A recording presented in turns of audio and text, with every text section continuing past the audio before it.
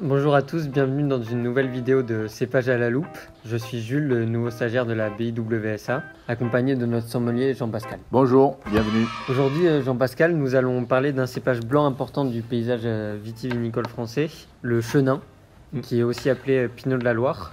Commençons tout d'abord, si vous voulez bien, par l'origine de ce cépage. Est-ce que vous pouvez nous en dire un peu plus ? Ah oui, le cépage chenin est un cépage que j'affectionne beaucoup. Il est principalement cépage de la Loire, mais c'est un descendant du cépage jurassien qui est le savagnin. On en a déjà parlé dans une vidéo précédente, donc si vous voulez faire référence à ça, ça sera très bien. Il permet aussi, dans la Loire, de produire des vins en Anjou et en Saumurois. C'est un cépage complet. C'est un ancien cépage, il a été planté dans les années au XVIIe siècle par les Plantagenets. Les Huguenots français, à la suite de la révocation de l'île de Nantes, représentent une superficie plus du double qu'aujourd'hui de la superficie cultivée en France. Donc c'était très important comme cépage. D'accord. Et vous nous avez parlé donc de la Loire et surtout qui va être Saumur et Anjou. Vous pouvez nous dire si ce cépage a besoin d'un climat particulier pour être cultivé ? Alors au niveau de climat, il s'adapte à beaucoup de conditions climatiques, chaudes, tropicales, équatoriales. Par contre, pour son développement optimal, il aime bien les zones fraîches, mais il s'adapte un peu partout. Et est-ce que c'est un cépage qui est cultivé majoritairement en France ou on peut le retrouver aussi dans d'autres pays dans le monde ? Alors ça c'est sûr, il est planté, il est né et planté en France pour la principale superficie si on veut dire, et la plus grande quantité. Par contre, il est aussi majoritaire en Afrique du Sud, où il y a beaucoup de cépages blancs cultivés. Hein. Il a quand même sur l'Afrique du Sud, c'est 17 000 hectares, hein, donc c'est assez important. Et puis aussi, il est cultivé en Australie et en Nouvelle-Zélande. Et on trouve des vins très agréables aussi dans ces pays-là, qui n'ont pas les structures ni les caractéristiques des vins français de la Loire. Par contre, c'est vrai que ce sont des vins très intéressants. D'accord. Et du coup, on a vu qu'il y avait plusieurs terroirs différents, donc majoritairement en France et Afrique du Sud. Et est-ce que vous pouvez nous aiguiller un peu sur quel type de vin résulte de ce cépage ? J'ai cru comprendre que le chenin, c'est un cépage qui est très souvent utilisé en monocépage, pas énormément d'assemblage. Oui, alors c'est vrai que principalement, il est intéressant en monocépage parce qu'il a beaucoup d'expression et c'est un cépage complet, puissant, élégant, fruité, harmonieux, c'est quelque chose d'assez complet. Il a encore aussi un avantage, c'est qu'il donne des vins secs, il donne des vins moelleux, il donne des vins liquoreux, il donne aussi des vins effervescents. C'est un cépage qui est très complet, c'est le couteau suisse, quoi. Quand il a un terroir de prédilection, il est explosif partout. Quel vin vous avez choisi pour nous aujourd'hui pour déguster ? Un vin plutôt sec, plutôt moelleux ? Alors j'ai choisi un vin de Saumur parce que c'est vraiment l'endroit où il s'exprime bien. Et aussi j'ai choisi un vin du domaine Langlois-Château parce que Langlois-Château est une maison qui maîtrise très bien le chenin et qui fait des prouesses avec ce cépage. Ce qui est intéressant, c'est qu'avec le chenin, on peut avoir des vins à 5 € déjà d'une très belle qualité. Donc ça, c'est très important à dire. C'est un vin qui s'adapte, qui pour moi est le plus complet dans toute la panoplie des cépages que l'on connaisse. D'accord. Donc je vois que c'est une bouteille à capsule. Ah, alors, comment on ouvre une capsule à vis ? Moi, si je devais l'ouvrir, je ferais comme ça. Hop, hop, il faut pas. Non, la capsule à vis, c'est très facile, mais il faut pas se tromper. On prend la bouteille et on prend surtout le bas de la capsule, parce que si la capsule, c'est très pratique, mais ça peut être fragile. Si elle a un choc sur le côté, juste un petit choc, vous voyez, là j'en vois un. Là. Donc on ne sait jamais, la vis peut être, pas de vis, peut être foirée. Donc là, si on tourne en haut, on va tourner pendant 5 minutes et jamais ça va s'ouvrir. L'idéal pour ouvrir une capsule à vis, c'est surtout d'aller l'ouvrir dans le sens contraire de la vis. C'est-à-dire que là, il faut prendre par-dessous et il faut tourner dans ce sens-là. Je vais bien essayer, c'est parti. Allez, il faut bien serrer le haut, tourner à l'envers. Voilà. Et là, elle est ouverte.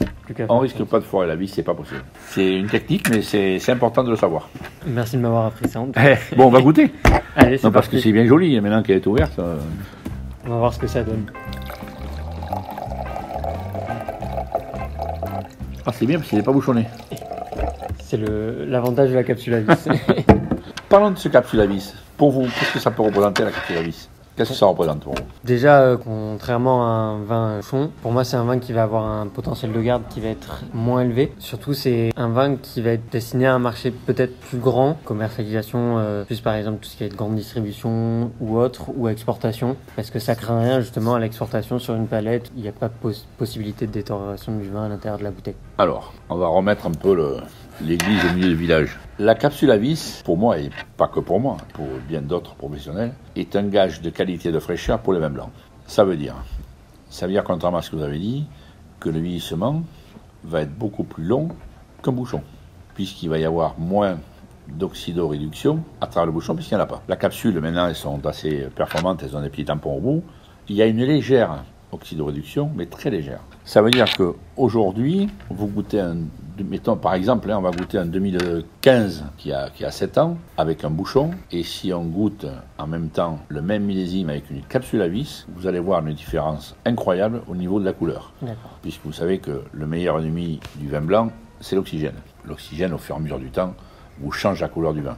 Si c'est un blanc sec qui est jaune citron, au bout de 7, 8, 10 ans, il est presque comme un sauterne. Il est couleur vieil or. Ça, c'est l'oxydation. Avec la capsule à vis, ça ne se produit pas. Donc ça veut dire quoi? Ça veut dire que les vins restent jeunes beaucoup plus longtemps et gardent leur fraîcheur. C'est pas du tout un critère de mauvaise qualité et de choix de vin dans la grande distribution. Absolument pas. C'est surtout un critère de qualité de conservation du vin. D'accord. Voilà. C'est une image qu'on a, qui est difficile à faire passer parce que on voit de suite capsule à vis, oh là là, ça va pas être un vin de qualité, donc on ne comprend pas. Et c'est au contraire.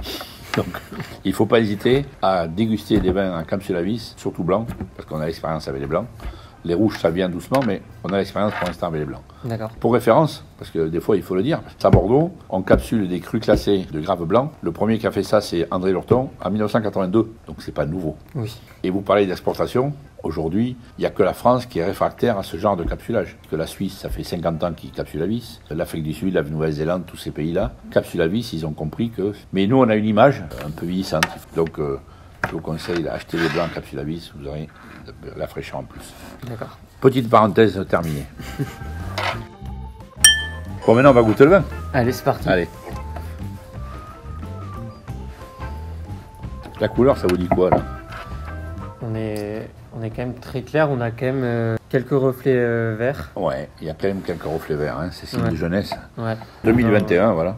Donc la couleur est bien typée de son millésime, hein. Jeune, jaune, clair, reflet légèrement vert, ce qui signifie beaucoup de jeunesse. C'est très limpide, c'est très clair, c'est un joli vin, brillant. Alors le premier nez, qu'est-ce qu'on sent le premier nez? Quelques arômes de fleurs et un peu d'agrumes quand même. Ouais, alors la particularité du chenin, c'est qu'au départ, il n'est pas très expressif. Oui. On le cherche un peu là. Ouais, il est un on peu l'a pas timide. remué, on va l'agiter.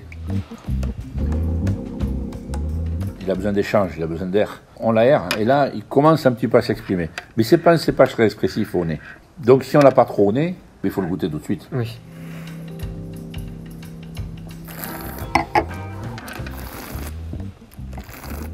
Là, il y a quelque chose qui s'exprime.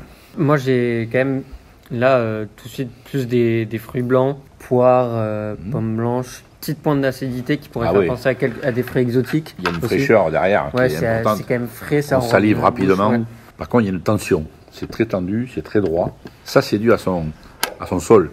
Hein, il y a beaucoup de calcaire, Oui. un petit peu de silice et d'argile. Ça, c'est important parce que l'argile garde un petit peu d'eau, puisque c'est une éponge. Hein, et avec le calcaire aussi. Et par contre, ça donne des vins assez nets et assez francs.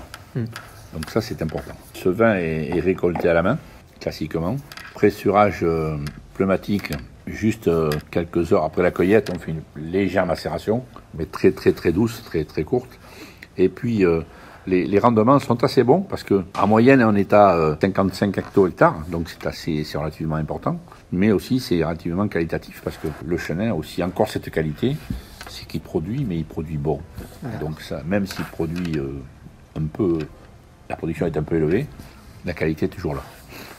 Et sur ce vin, j'imagine qu'il n'y a pas forcément d'élevage en barrique. Alors absolument pas. Là, il n'y a absolument pas de bois. Uniquement d'élevage sur lit, 4 à 6 mois, avec un peu de bâtonnage, jusqu'à la mise en bouteille au printemps. C'est mis en bouteille de bonheur, au mois de mars. Donc on est toujours sur le fruit. Ce qui est important aussi, c'est qu'en le mettant en bouteille de bonheur, on garde tous ces aspects fruits. Oui, là, on commence à voir avec la longueur en bouche, on commence à voir des fleurs blanches. Là, je suis un petit peu dans la cassia là, en bouche. Oui, c'est vrai qu'il est quand même assez long en bouche.